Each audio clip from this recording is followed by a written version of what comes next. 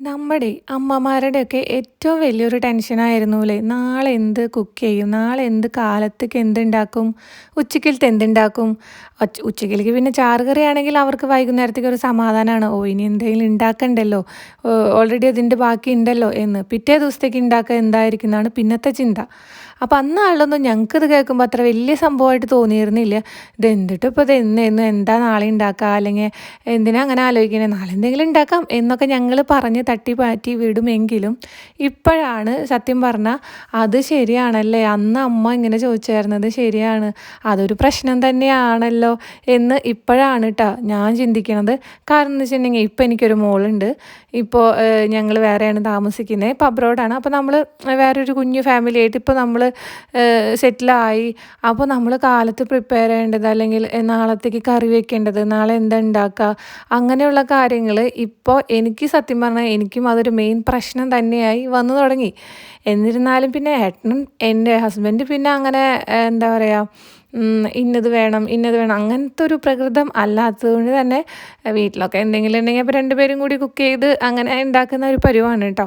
അപ്പോൾ ഇന്ന് അവരാരും അപ്പനും മോളും കൂടിയിട്ട് ഷോപ്പിങ്ങിന് പോയതാണ്. അപ്പം ഞാൻ എന്തെങ്കിലും കറിയൊക്കെ സെറ്റ് ചെയ്ത് വെക്കാം എന്ന് വിചാരിച്ചിട്ട് നോക്കിയതാണ്. അപ്പോൾ ഞാൻ കുറേ നാളായി സോയാബീൻ ഇങ്ങനെ ഇരിക്കുന്നു. അതൊരു പാക്കറ്റിൽ ഒരു ഹാഫ് എമൗണ്ടൊക്കെ ഉള്ളൂ, ഒരു കുറച്ചേ ഉള്ളൂ. അപ്പോൾ പിന്നെ എന്നാൽ അത് എടുത്ത് വെക്കാം എന്ന് വിചാരിച്ചു. അപ്പോൾ സോയാബീൻ അങ്ങനെ എടുത്ത് വെള്ളത്തിലിട്ടു. സോയാബീൻ്റെ ഒരു കുട്ടിക്കഥ പറയുകയാണെങ്കിൽ, ഈ സാധനം എനിക്ക് കണ്ണെടുത്താൽ കണ്ടുകൂടായിരുന്നു. പണ്ട് എൻ്റെ ചേച്ചി ഒക്കെ കോയമ്പത്തൂർ പോയിട്ട് വരുമ്പോൾ ഈ സോയാബീൻ അച്ചാറിട്ടതൊക്കെ കൊണ്ടുവന്നിട്ടുണ്ട്. അതേപോലെ കുറേ സോയാബീൻ അച്ചാർ ഇടാൻ വേണ്ടി കൊണ്ടുവന്നിട്ടുണ്ട്. കുഞ്ഞിതില്ലേ, ഇത് ഇത്തിരി വലുതാണ്, പക്ഷെ അന്ന് ആൾ കൊണ്ടുവരുന്ന ഒരു കുഞ്ഞിത് ടൈപ്പ് ഉണ്ട്, അതൊക്കെയാണ് കേട്ടോ. പക്ഷെ അമ്മ അത് നല്ല ഗംഭീരമായിട്ട് അച്ചാറൊക്കെ ഇട്ട് വെച്ചു. പക്ഷേ എനിക്ക് അതങ്ങ് ഒട്ടും ഇഷ്ടപ്പെടുന്നുണ്ടായിരുന്നില്ല, കഴിച്ചിട്ടുണ്ടായിരുന്നില്ല.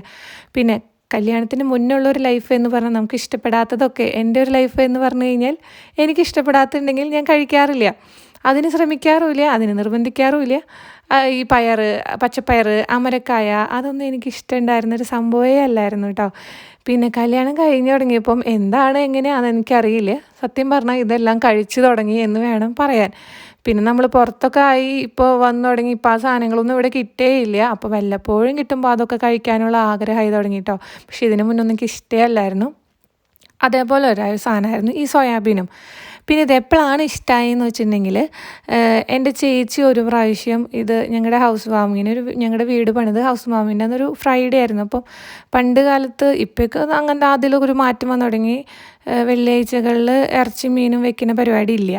അപ്പം അന്നത്തെ ദിവസം അച്ഛനൊക്കെ വരുന്നതല്ലേ പള്ളിയിലത്തെ. അപ്പം ഇറച്ചി മീനും വേണ്ട എന്ന് പറഞ്ഞിട്ട് ചേച്ചി സോയാബീൻ ഈ ചിക്കൻ ഫ്രൈ ചെയ്യണ പോലെ നമ്മൾ എണ്ണയിലിട്ട് ഫ്രൈ ചെയ്ത് ചിക്കന് ഗ്രേവി ഉണ്ടാക്കുന്ന പോലെ ഉണ്ടാക്കിയിട്ടോ. അപ്പോൾ അത് ഭയങ്കര അസാധ്യ ടേസ്റ്റ് ആയിരുന്നു. ഞങ്ങൾക്ക് എല്ലാവർക്കും ഭയങ്കര ഇഷ്ടമായി ആ സംഭവം. അതേ പിന്നെ വീട്ടിൽ പിന്നെ അങ്ങനെ വെക്കാൻ നോക്കാറുണ്ട്. കുറച്ച് എണ്ണയിൽ ഇങ്ങനെ, അത് ഭയങ്കരമായിട്ട് എണ്ണ കുടിക്കും, എന്നിരുന്നാലും ഉള്ള എണ്ണയിലിട്ട് എല്ലാം കൂടി ഒന്ന് ജസ്റ്റ് ഫ്രൈ ആക്കണ പോലെ ആക്കിയിട്ട് ചിക്കന് ഗ്രേവി സെറ്റ് ചെയ്യണ പോലെ ആക്കി ഉണ്ടാക്കാണ്ട് ചെയ്യുക. അപ്പം നമ്മൾ ഇപ്പോൾ അങ്ങനെയാണ് ഉണ്ടാക്കുന്നത്. അതല്ലാണ്ട് എങ്ങനെ ഉണ്ടാക്കിയാലും എനിക്കും ഏട്ടനും ആർക്കും വലിയ താല്പര്യം വരാറില്ല.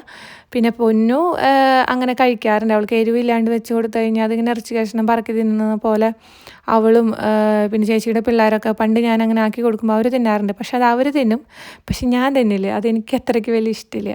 അപ്പം അങ്ങനെ ഞാൻ കുറച്ച് വെളിച്ചെണ്ണയൊക്കെ ഒഴിച്ച് നമ്മുടെ സോയാബീനൊക്കെ പിഴിഞ്ഞെടുത്തിട്ടുണ്ടായിരുന്നു. അതൊക്കെ കുറച്ച് വറുത്ത് വെച്ച്, പിന്നെ നമ്മുടെ സാധാ ചിക്കൻ ഗ്രേവി നമ്മൾ ഉണ്ടാക്കിയില്ലേ, ഈ സബോള, തക്കാളി, പച്ചമുളക്, അങ്ങനത്തെ സംഭവങ്ങളൊക്കെ ആയിട്ട് വഴറ്റി കഴിഞ്ഞ് പിന്നെ പൊടികളൊക്കെ ഇട്ട് ചിക്കൻ മസാലയും ഗരം മസാലയും ഉണ്ടെങ്കിൽ പെർഫെക്റ്റാണ്.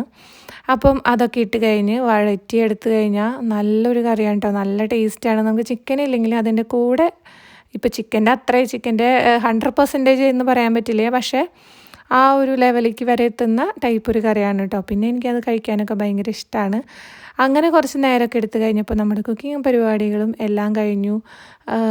അങ്ങനെ എല്ലാം സെറ്റായി. പിന്നെ എന്തൊക്കെയാണ് നിങ്ങളുടെ പരിപാടികൾ? ഇത് സത്യം പറഞ്ഞു കഴിഞ്ഞാൽ വീട്ടിൽ അങ്ങനെ കുക്കിങ്ങും കാര്യങ്ങളൊന്നും ഞാൻ ചെയ്തിട്ടില്ല കേട്ടോ.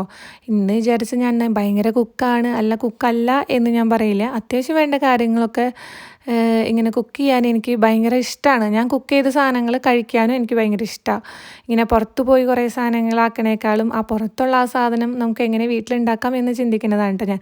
ചിലപ്പോൾ ഞാൻ ഉണ്ടാക്കിയതിൽ ഭയങ്കര രുചിയോ അങ്ങനെയൊന്നും വന്നിട്ടുണ്ടായിരിക്കില്ല നമ്മുടെ പുറത്തത്തെ ആ ഒരു ഇത് വെച്ച് നോക്കുമ്പോൾ. എന്നിരുന്നാലും എനിക്ക് കുക്ക് ചെയ്ത് കഴിക്കാനും എനിക്കറിയുന്ന പോലെ കുക്ക് ചെയ്ത് കഴിക്കാൻ എനിക്ക് ഭയങ്കര ഇഷ്ടമായിട്ടാ.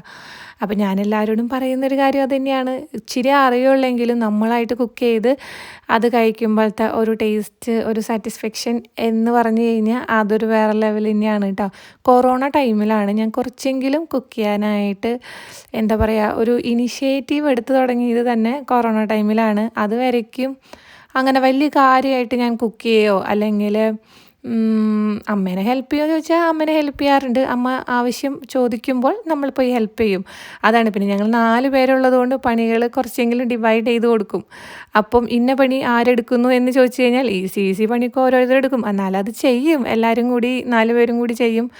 അമ്മയും അടുക്കളയിലെ കാര്യങ്ങളൊക്കെ ഒരുവിധം മെയിനായിട്ട് അമ്മ തന്നെയാണ് കേട്ടോ. കുക്കിങ്ങും കാര്യങ്ങളും ബ്രേക്ക്ഫാസ്റ്റ് ഉണ്ടാക്കൽ അങ്ങനത്തെ കാര്യങ്ങൾ എല്ലാം അമ്മ തന്നെയാണ് നോക്കിയായിരുന്നത്. നമ്മൾക്കതിൽ പ്രത്യേകിച്ച് ഉണ്ടാക്കാനും അറിയുണ്ടായിരുന്നില്ല. പക്ഷേ അതൊക്കെ കാണും. ഇതൊക്കെ എങ്ങനെയാണ്, ഇത് എന്താണ് ഇടുന്നത്, അതൊക്കെ നമ്മളെല്ലാവരും കിച്ചണിലുണ്ടാവും. മിക്കവാറും നമ്മൾ 4 പേരൊക്കെ കിച്ചണിലുണ്ടാവും. അപ്പം ഇങ്ങനെ ഇരുന്ന് വർത്താനം പറഞ്ഞ് ഓരോന്നൊക്കെ ചെയ്യുമ്പോൾ നമ്മളും കാണുന്നതാണ്.